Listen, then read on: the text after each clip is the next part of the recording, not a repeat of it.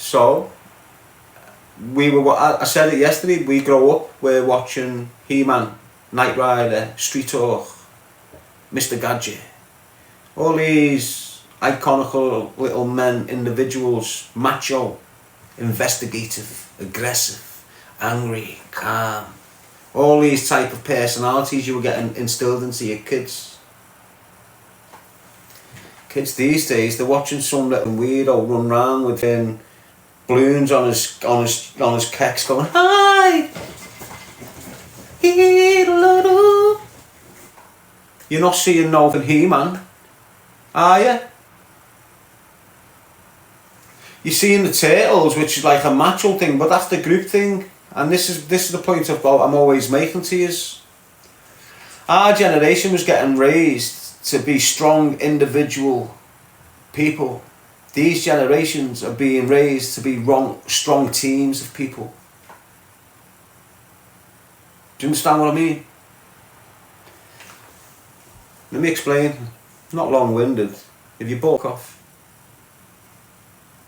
When we was in our schooling systems and when we were growing up as children, we was raised to be strong as an individual man who could handle all responsibilities, who could take care of all that man needed to take care of. That's the way we was raised.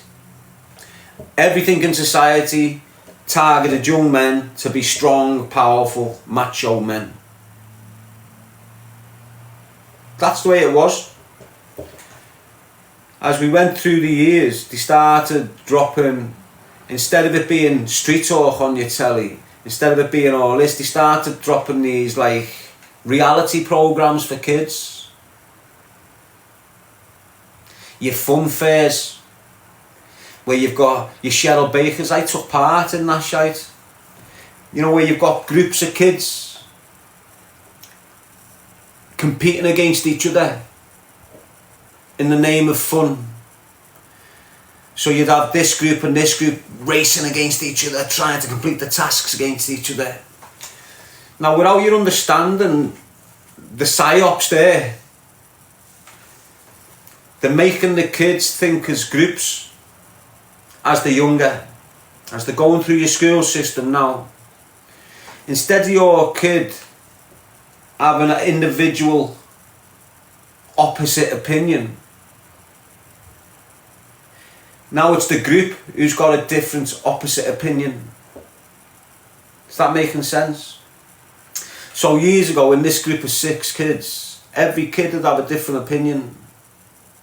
Why? Because that's the way they was raised to think for themselves. Now, they're raised to think with the group. You'll get a better job done if you're in a team. A team. And when they're doing PE, they're getting put into teams. They're not doing sprints, they're doing relay sprints. Team, team, team. This to your child's mind is giving his individuality thinking up. And the longer he's getting put into that sort of group mentality from the school, the more dangerous it's becoming. Why? Because he's not thinking for himself. And the government know this. Because down the line, so your kids will come out of school, they didn't expect the side effects of the psyops they were doing to us. So, whether you like this or not, you might think it's conspiracy, but this is the way I look at it. Years ago, to convince us to toe the line, they had to address us individually. We all had different opinions, different ways of being, different dresses, different dress code, whether everything was just all unique. And for them powerful people to control us, it was difficult. Why? Because you'd have some conditioned more, would listen, do as they're told, and then you'd have some would have different opinions. And to combat that, it's just been impossible. So they've had to work out, how can we have all the people thinking the same?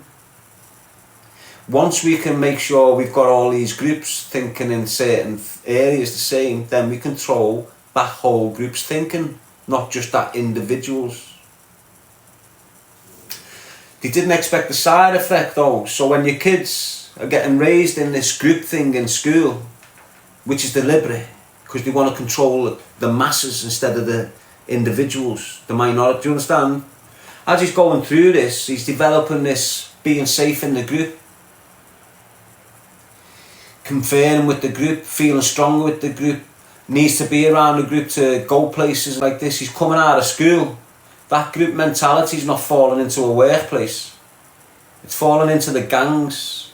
And you've got loads of kids with the group mentality slipping into these gangs. Whereas beforehand, when we were thinking, you were on your way to the gangs, but because you could think individually, you'd go, well, hang on, that's looking a bit messy.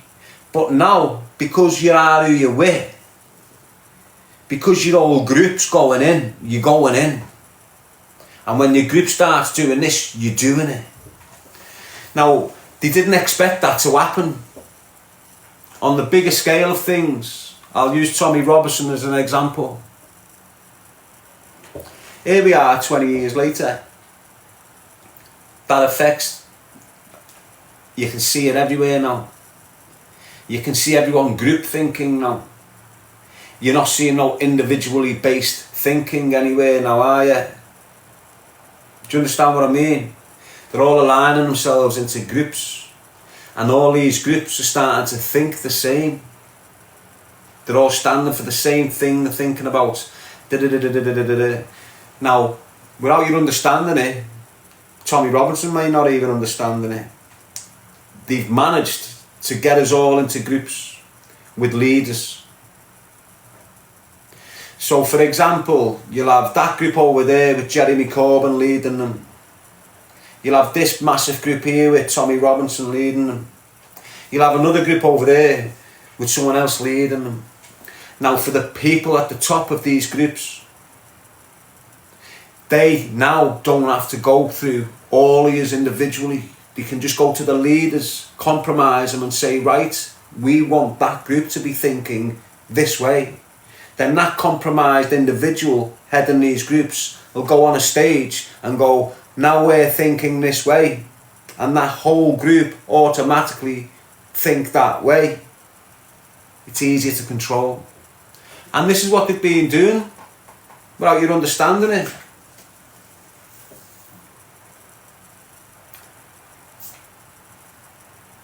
No. Some of you will understand what I've just said there. Some of you will think, wow, what the f*** is he talking about? Look at the bigger picture. Look how the kids are thinking. Look the way they're not thinking for themselves no more. Look the way the kids are dressing like they're in a uniform. Look the way they all dress the same, listen to the same music, smoke the same drugs, drive the same bikes, wear the same jewellery. This is all the side effects of what the school's done, trying to implement this way of controlling the masses. Now you've got groups that are stuck in that way of thinking, but they fell off track and gone into crime and gone into, and that's why you're seeing big gangs forming all over the country and that. Side effect of what they've been implementing to get us all thinking like them. Some of you might understand that and think that and believe that, and some of you won't. But that's what I see when I look at that shit. Group control. And the first thing they do to take control of you is take your identity. They rob your identity. Not on purpose. It's just the way it goes. So like I said at the beginning, choose wisely who you let in your life, because that's your identity. If you're not the leader, if you don't get elevated to the position of leader, you're losing your identity in that group. It might take a year, 2, 3, but eventually you'll be moulded into a different character, different personality, and you'll identify to completely different things you were identifying to before. That's what I mean by your identity. It's alright if you're the leader, if you're that dominant one, all these other kids will establish your identity. If that leader of this little group is wearing Gucci trainees, Gucci shirts, Gucci shit, these kids will start dressing Gucci shit, Gucci shit, Gucci shit. If that leader's sat there dressed in black with low alpine, gloves on, blazing weed, doing this, your kid is going to start dressing like that, behaving like that, and being like that. And mums, parents, brothers, we all sort of just let your kids out the door to mix with the kids on the streets.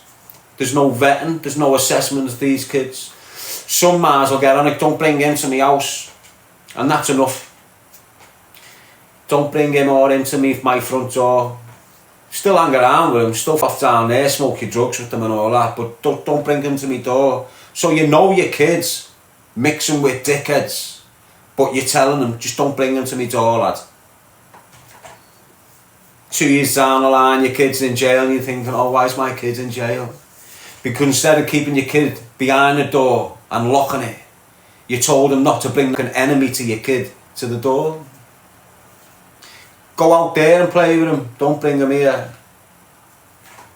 Should have grabbed your son, locked him in, regardless his weed breakdown, because that's what you get off your kids when you try and take them away from it. It's the lack of the weed that makes them go off the ban. It's you don't understand your kid's rattling. He doesn't understand he's rattling. You got a 14-year-old kid and you still got that disciplinary in your mum like you should have, and you're saying you're not going out, you're staying in. That kid's in his room going through a rattle. Why? Because he can't have a spliff. He's only smoking weed out your house. You don't even know he's smoking it properly yet, do you? Now you're keeping him in, he's having these mad, I want to go out. You think, wow, he's going off his barney. Why is he going off his cake? I want to go out, smashing his shit up, I'm going to run away. You think, wow, he's rattling for a joint. Honest. It's mad, isn't it? It's mad, isn't it?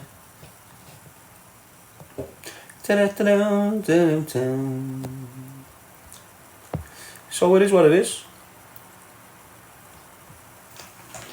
Understand, you as a parent, on our estates, yeah, you're going to have to have a war with your kid to keep him in. You're going to have to do whatever you can to keep him constructive and productive within his life while you're trying to detach him away from that group thinking, because that's what's keeping him involved. The reason that kid's switching on you as a parent because of his group thinking. No other way. If he was individually thinking, he would not be giving you shit the way he is now. If that group lose respect for women, he's losing respect for women.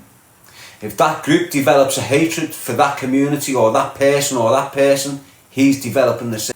If this group tells him to f his mar off, not go home at 10 o'clock, he's not going home at 10 o'clock. When he does turn up at 11 o'clock, you're giving him pure shit, which is making him hate on you more and driving him further in to this group thinking. Group thinking's destroying your kids. It's not good. Teamwork's not good for your kids. Yeah, it's very beneficial, but it's not the way you live in life. You can live your life by yourself. You can create good by yourself. You can do stuff by yourself. The rag and gnash out your kids' minds.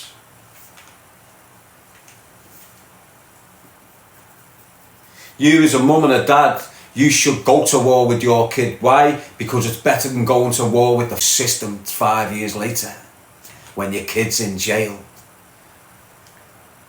If you really love your kids, mate, and you are a real dad, you will go to the lengths you need to go to stop your son going into that life. Because that life, it's not a year, it's 20 years, it's death. It's 35 recommendations, it's slashing, it's your front door getting kicked in by police, it's no long-term relationships. If he does have a kid, he's never in its life. This is what it is. That's exactly what it is. And if you're a dad and you've give up on your kid and just went, cough, you're not living by my rules, get out.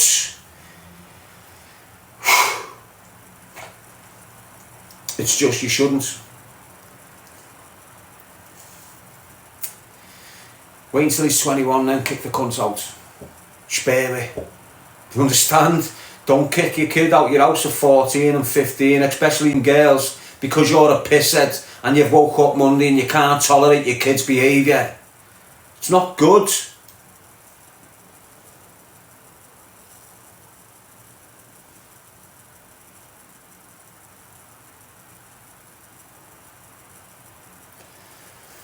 I think I'm just thinking about every other cunt again. Gonna end up harming myself again, aren't I? That's what happens. Start getting focused on everything that's harming you, and my focus just falls off me. And it's what's been. I've just damaged myself for years, you know, delivering this message, trying to educate kids not to fuck up.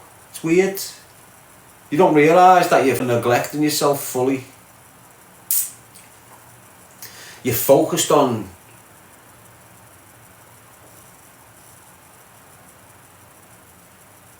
bullshit that's not impacting on your life. But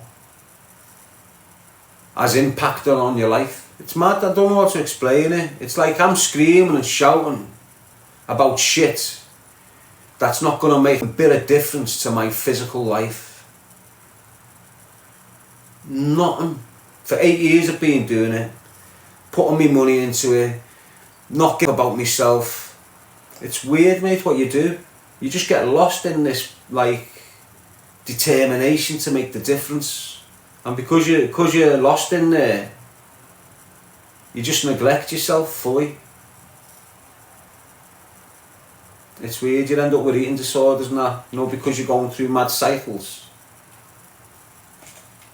Like over the 8 years, you're going through mad. It's weird. You rarely, like, it's like your own revelation, and you've got pure conscious battles going on, and it's like your conscious mindset's getting corrected, and it's difficult to be corrected. It's like a mad process, but as you're going through that, you're going through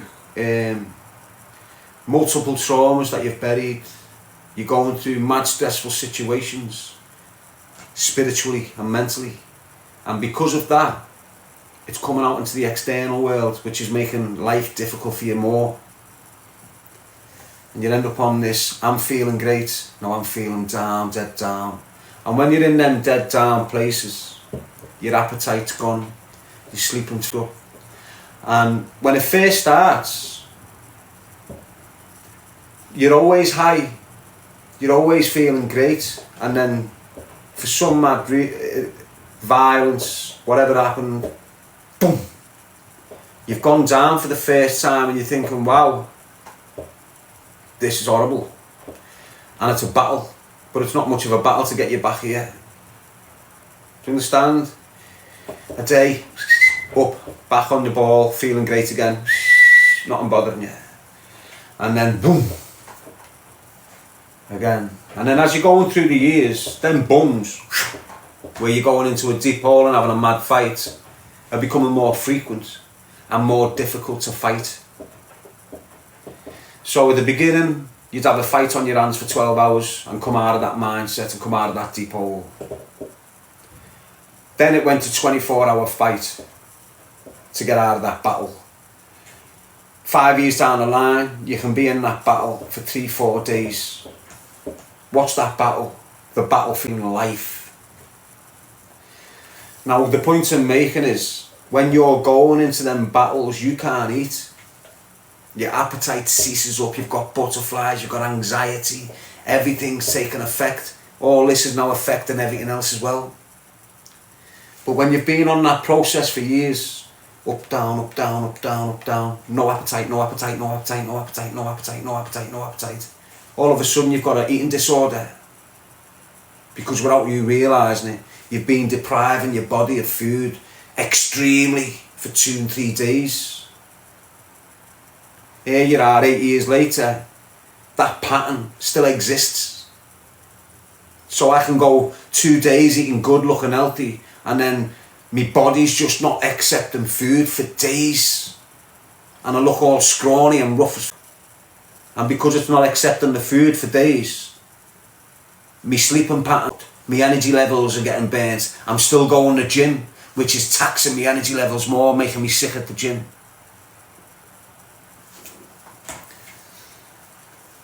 That's what happens to you, alright? It's horrible, mate. But you've just got to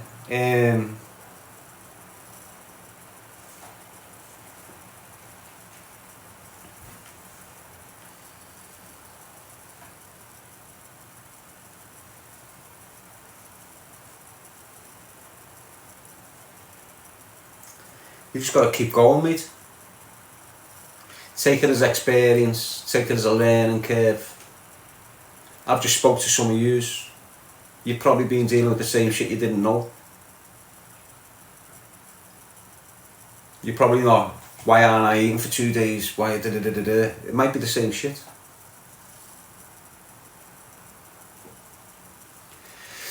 So it is what it is.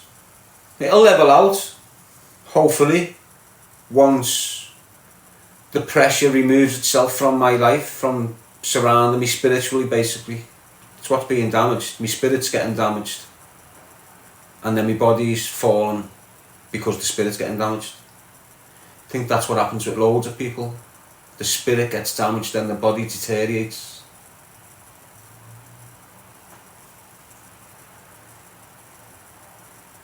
How do you fix your spirit? By purifying your energy. Your spirit's your energy.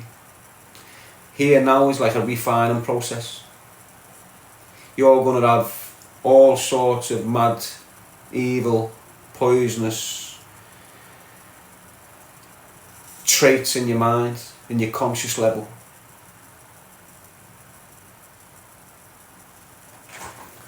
And you've got to address them.